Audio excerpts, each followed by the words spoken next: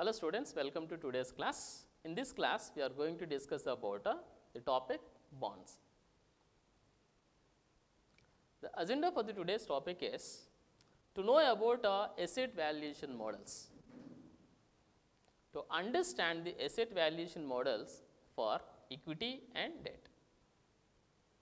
Finally, what is that you are going to know about this particular topic is to understand the need for asset valuation and also able to value equity and asset securities. Now, what is called asset valuation? So, people talk about asset valuation every time, but what is called asset valuation? It is the process of determining fair market or a present value of assets using book values, absolute valuation models like discounting cash flow analysis, option pricing models or comparables. Now, let us discuss about this. Let us consider there is a person X. X would like to make an investment into equity.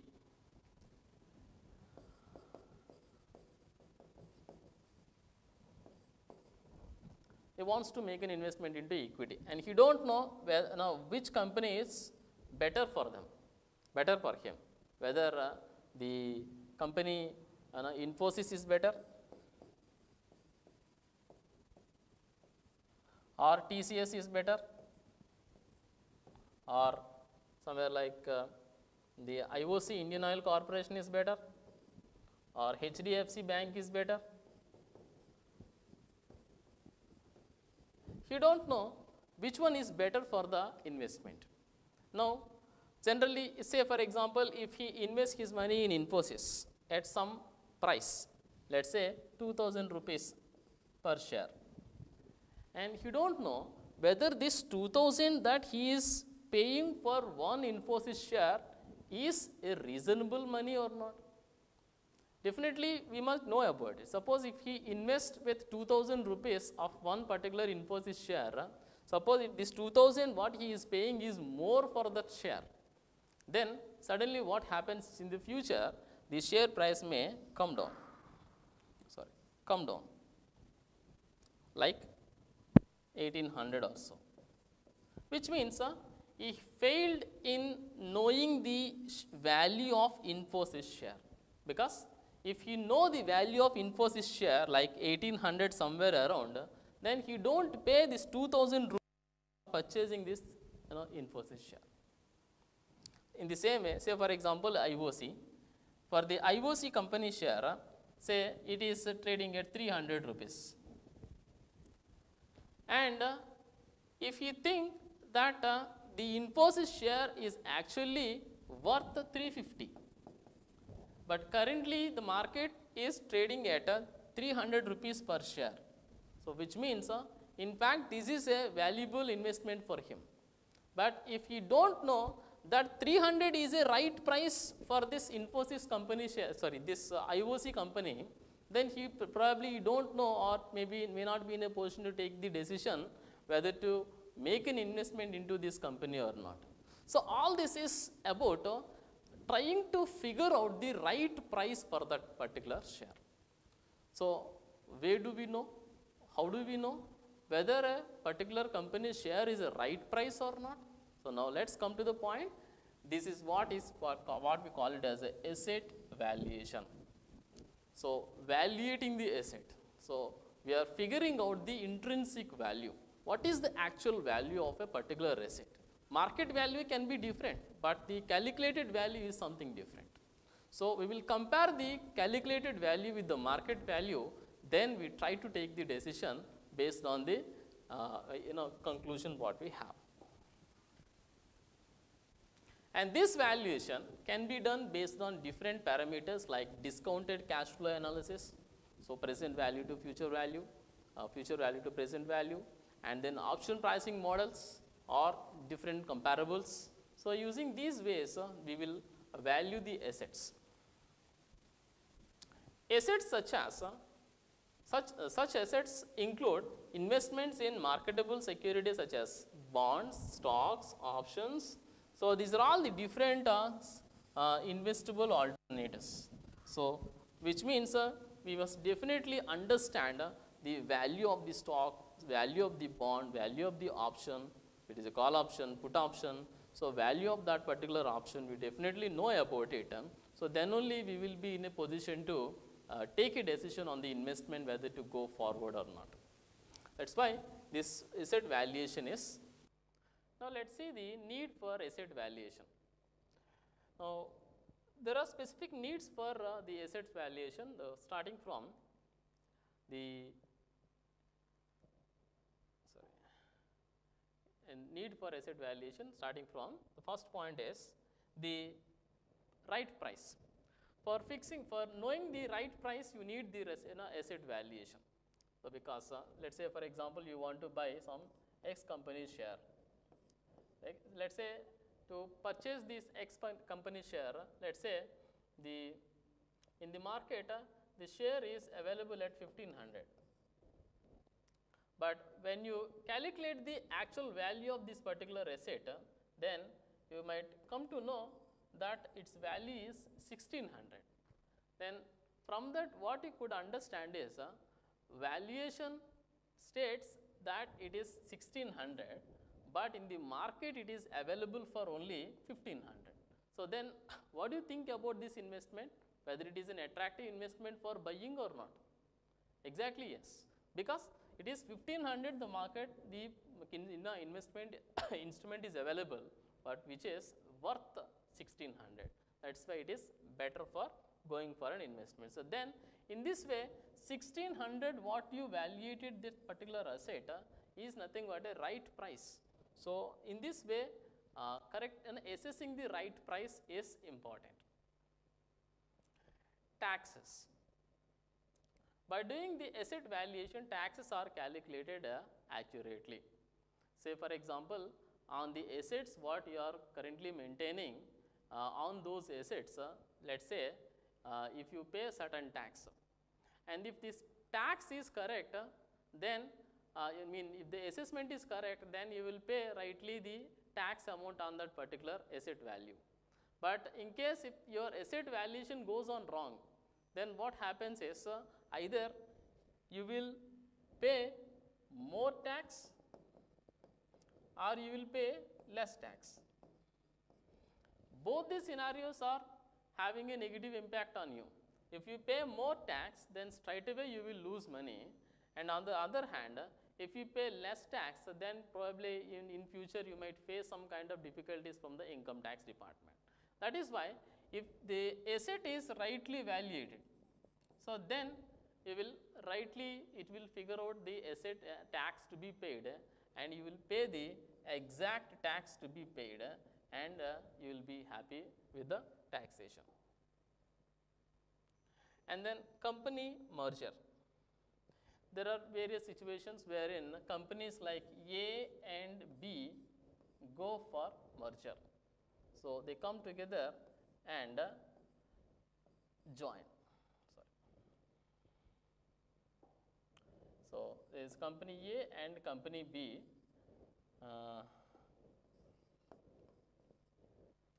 and they go for a merger, A plus B, AB. So, now in this way, when two companies are going to merge with each other, what is required is first we should value company A, and then we should value A and B. Then there we will decide a conversion ratio. Conversion ratio means either A shares must be converted into B shares or B shares must be converted into A shares to make it AB. So, for this conversion ratio must be decided, for which what is required is assessment of value of A and assessment of value of B is required. That is why asset valuation is required while in the case of company mergers. And then loan application. Suppose you want to apply for a loan from the bank, then what is required is collateral is required. So, for giving the collateral, the banker what they do is they assess the value of the collateral what you supply. So, now in such a scenario, the valuation of the asset is required. For loan applications also the asset valuation is required. Auditing purposes. So, even when in the case of auditing also, the auditor checks or verifies whether all the assets are being correctly valued or not, rightly the what we call the the different accounting things that are being maintained or not. So, again will be checked. That is why for the auditing purpose also the asset valuation is required. Now, let us discuss about what is a bond. A bond is a fixed income instrument that represents a loan made by an investor to the borrower. So, there are two persons here, investor, borrower. There are two persons here, investor and borrower. So, there is an agreement between these two in case of a bond. In what way that it is agreed is, it is a fixed income agreement. Fixed income means some capital is supplied by the investor to the borrower and the borrower will issue a bond. So, investor gives money to the borrower and the borrower will issue a bond to the investor stating that how much amount of interest that he is going to pay on the money that he gives. So, that is why periodically investor receives interest amount, and at the end of the last period principal amount also will be given. So, that is why the investor will receive the periodical interest amounts along with the principal amount, whereas the money borrower will receive the money in the beginning of the bond. So, this is what we call it as a bond. Let us see some key points. Bonds are units of debt, corporate debt issued by companies and scrutinized as tradable assets. Now, bonds are issued by companies and scrutinized as a tradable asset. So, why companies issue bonds? Companies need money. Why do they need money? To fulfill the current expenses, they need money. Again, there is another important requirement for going for the debt capital for the corporate is reducing the tax, because whatever income that you generate, on that income, so you need to deduct the interest amount before assessing the tax. So, for tax liability, it will be reduced because of the borrower's capital. So, that is why the bonds are the corporates issue bonds and raise the debt capital, and the bonds whatever that issued by the corporates are tradable assets. So, tradable assets means these are listed in BSE or NSE, National Stock Exchange.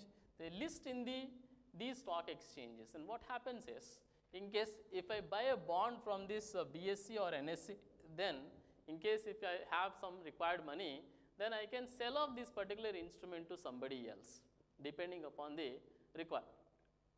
So, I need not to wait for the entire tenure of the debt instrument.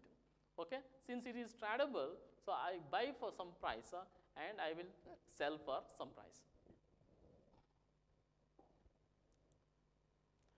And then a bond is referred to as a fixed income instrument since bonds traditionally paid fixed rate of interest, that is coupon rate. So, of course, bonds pay periodical interest amounts. So, periodically they will pay interest amount to the lender. That is why these are known as the fixed income instruments. Variable interest paid bonds are also available. These are known as floating bonds. So, wherein the interest is paid based on the MIBOR or LIBOR rates, and that is how the even bonding variable rate of bonds also are available. The bond prices are inversely related to interest rates. So, another important thing is bond price. So, which is nothing but the market price of bond. and the other thing is interest rate. Interest rate is nothing but an interest that is paid to the lender. If this interest rate increases, so means bonds are paying more interest. Then when bonds are paying more interest, who will buy your bond which is paying a constant interest earlier? So definitely your bond price will be reduced when interest rate increases. At the same time, when interest rate decreases, then your bond price increases, because the current interest rates are less, whereas the bond is offering higher interest rate. So that's why the bond price will increase. So this way, the bond prices and interest rates are inversely related to each other. Bonds have maturity dates. At that point, the principal amount must be paid back in full. Of course, every bond will have maturity date like 1 year, 2 years, 5 years, 10 years. At the end of the maturity period, along with the principal, along with the interest amount, principal amount will be returned to the lender. Then, who are the issuers of bonds? There are many who issue bonds, starting from firms. So, firms are the companies, due to their requirement of funds, they issue bonds and raise money from the public. The next one is governments, state governments, central government, quasi governments, and even municipalities. They also issue bonds for raising money for various public welfare purposes. That's why governments also are the issuers of bonds. And then multinational entities, MNCs, for their operations, they need money. So they can raise money from their the home country, or else also they can raise money from the other country where they do business as well. So that's why even MNCs also raise money for the debt capital from the public. Regions and municipalities, even municipalities and regions also need money, and for that also purpose they will raise money from the public in the form of bonds. And then projects. So specific projects like certain projects, they need money, and for that they raise money from the public for the current activity, current day-to-day requirements, and those are also one of the issuers of bonds. Now let us see the bond characteristics.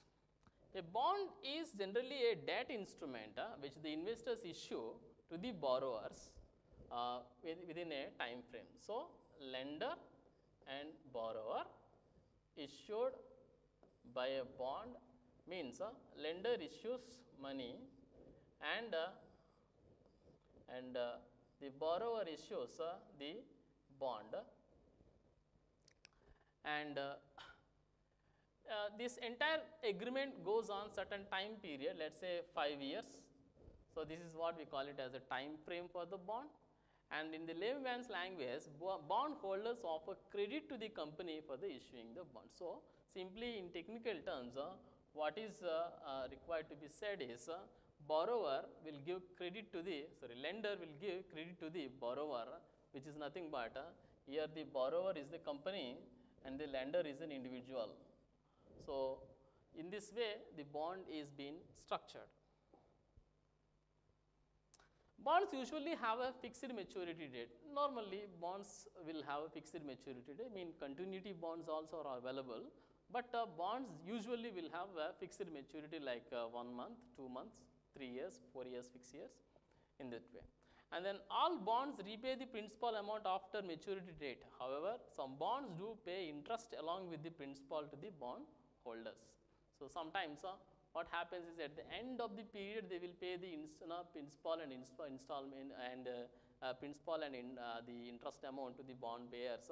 Otherwise, normally the interest amount will be paid on a regular intervals, and at the end of the investment period, the principal amount along with the interest amount will be paid. Now let us see what are the different types of bonds are available. There are different types of bonds are available, like fixed rate bonds. So fixed rate bonds are bonds where they offer fixed rate of interest on the bonds what they issue. And then floating rate bonds. A floating rate bond is nothing but a bond that offers a variable interest amount. Today if they offer 5.5% interest, tomorrow they may offer, in the next time they may offer 6% interest rate. So this way, there is a interest rate change in these kind of bond, which is nothing but a floating rate bonds. And then zero interest rate bonds. This is typical to be understood. Now let us discuss about it. Let's say every bond is issued with a coupon rate and a kind of denomination. So now here some bonds are issued with a zero coupon also. So zero coupon means how do we bonds are being given. Now let's say for example, a face value of bond is, let's say, 1000. Now while issuing the bond itself, this bond will be issued at 750. So now in the year 1, the bond is purchased at unit 750, and at the end of 10th year, then this bond will get a maturity, and at that maturity time, at what rate the bond will be redeemed is 1000. So whatever the differential amount 250 is the per bond or interest amount. So in this way, they don't pay interest amount, but the interest is embedded in the form of deeper discounts. Inflation linked bonds. Inflation linked bonds are none other than the bonds which are linked with the inflation. So when the inflation is more, then they pay more. Inflation is less, they pay less. In that way, there is a link between the inflation and the interest payments in this kind of bonds. And then perpetual bonds, just now we discussed. Some bonds have maturity and some bonds may not have maturity also. So means perpetual bonds are bonds where they don't have maturity. There is no fixed maturity for them. Everybody can enter at any time and go at any time. During this meantime, they will be ended up with some kind of interest amount on those bonds.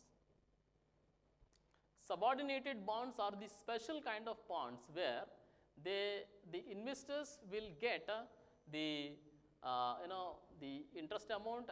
At the same time, in case of default, the main bond holders will get the interest amount, but after the main bond holders, the subordinated bond holders will get the interest amount. That is why the subordinated bonds are paid even more interest rate as well. And then bearer bonds, they do not carry the name of the bond holder. So simply whoever hold the bond, they are the owner of the bond, and in case of theft, so anyone can have this bond and they can produce the bond and get money. So these are known as bearer bonds. And then war bonds. So war bonds are the bonds issued at times of wars. Central government, state governments, generally central governments will give the war bonds. Serial bonds, bonds maturing over a period of time in installments are called serial bonds, where EMIs will be paid on the bonds. So those are known as serial bonds. Climate bonds are the bonds issued on climatic conditions. So depending upon the climates, the bonds are being issued. In case if the climate is worst, then to safeguard the condition, the government may issue bonds. Those are known as climate bonds. Now let's be a conclusion. So a bond is a debt instrument which the investors pay to the issuers for a defined time frame, like 1 year, 2 years. It's a common form of the debt opted by the corporation. Let's have a small quiz here. Asset valuation is the process of determining the fair market using book values, discounted cash flow analysis, option pricing models, or all of the above. Yes, exactly. It can be done on any of these models. Bonds are also called securities. Do you agree with the statement? Yes, bonds are also called securities. Bond prices are directly correlated with interest rates. So do you agree with this? No. The bond prices are inversely correlated with the interest rates. So that's all. So thank you very much for participating in this lecture.